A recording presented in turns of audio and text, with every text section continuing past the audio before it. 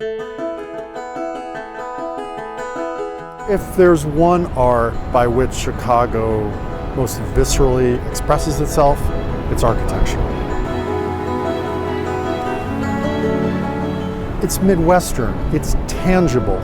It's not just an idea, it's something you can touch. It's real. You can find wonders on almost every block.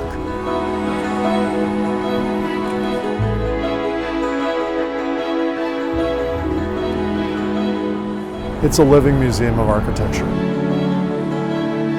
Architects from all over the world come to Chicago. It's Mecca. They want to make their mark on this great city.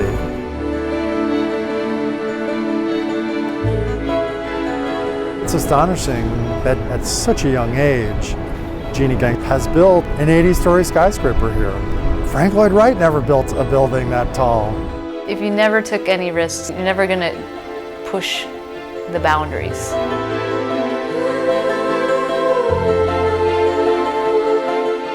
This is Aqua by Jeanne Gang and Studio Gang. It takes a classic Chicago residential high-rise and reinvents it visually. Knockout. Every building, including very good ones, are repetitive. But she found a way to not do that.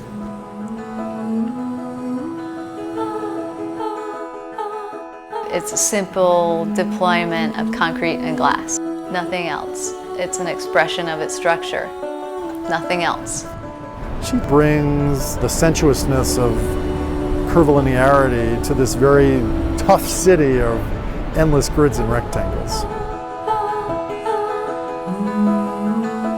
The lowest common denominator balcony rail is a cheap, almost wrought iron-like structure, which she used and set back just a bit.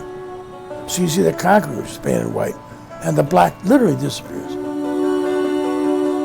Well, it's maybe a single move only, but it changed the course of the tall building. It's a major move.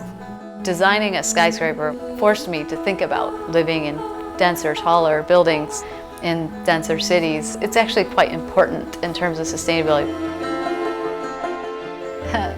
It's interesting that someone would say it contrasts the things around it, because to me it's kind of like very similar in a certain sense.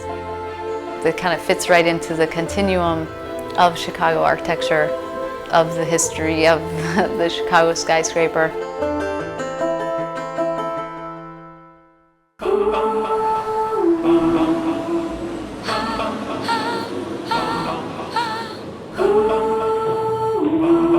The thing that's interesting about this project is just having the sustainably harvested wood be part of the walls, but also the pieces of the wood that was on the site, right, and milling it down.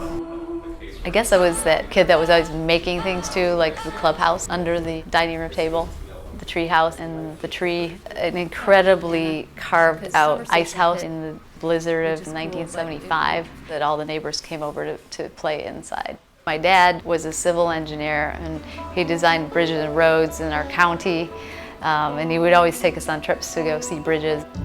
When I finished studying at Harvard, I felt like the next step was to work for someone that I really respected. My journey started with Rem Koolhaas and OMA in Rotterdam, and so I forced my way into the office. He was so good at converting ideas into practice unabashedly, and that's the part that gets me excited about architecture. A bit bizarre. Well, it's interesting, but it's also a bit bizarre.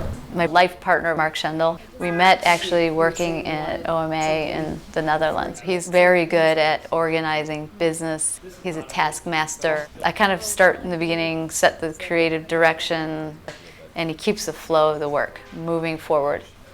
I'm more the person that interrupts the flow of the work and throws a wrench in the system.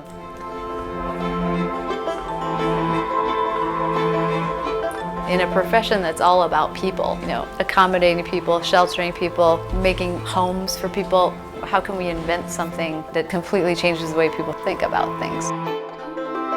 The way that we do things that came through the Industrial Revolution now has to kind of totally get transformed again.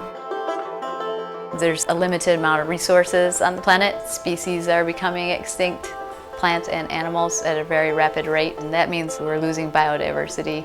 We're at 6.9 billion, going up to 8.5. There's a lot at stake. That's why I care. All right, so let's just go over what Felipe said when he came back Friday. He still was wanting us to repeat aqua, right? I want something aqua-esque, yeah.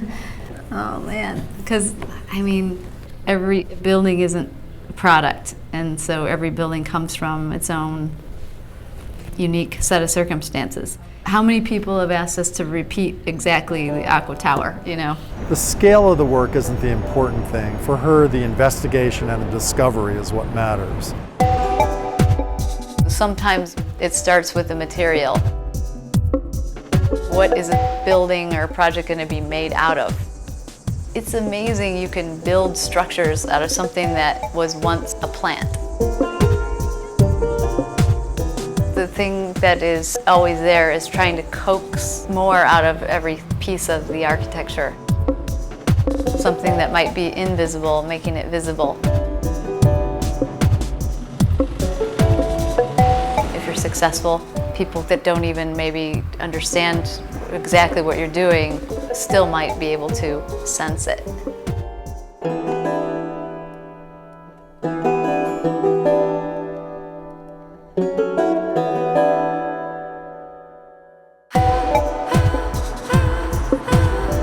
It can change the way you see the world.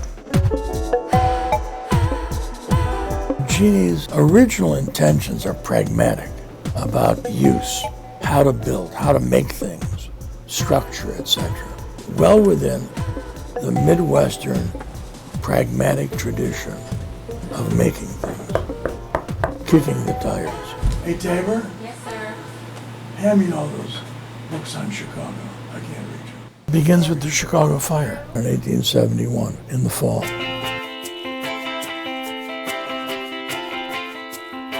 So it needed to be rebuilt instantaneously. Two things occurred technologically that made rebuilding quickly easy. Cast iron and the development of the electric elevator. So one thinks of the Reliance building, I don't know where it is, but there. So the Reliance building is an example of buildings built after the fire. That led to building dramatically quickly the entire city, or the downtown. No city has had that opportunity, so Chicago was unique. Who comes to Chicago 50 years later? Mies. Tabor, find me a book on Mies van der Rohe here, will you? Perfect, that's enough. Here they are. It's 860, 880, 900, and 910 Lakeshore Drive. Utterly undecorated. The first ones anywhere. As Mies built poetically, so has she. Jeanne developed, if you will, a shower curtain out of marble. And just the very name is a contradiction because you don't think of marble hanging. No one has ever put stone in tension, hanging from the museum ceiling before. Each of these pieces was a tile. It's a sign of the courage that she has to push the envelope. Most architects have no clue about that at all, zero. It's hanging from the ceiling, but it's also... Well, it doesn't hang on just being unusual. It actually becomes a thing of beauty. It almost unlocked this mystery that was inside the stone. And just the fact of seeing that is like seeing an elephant fly.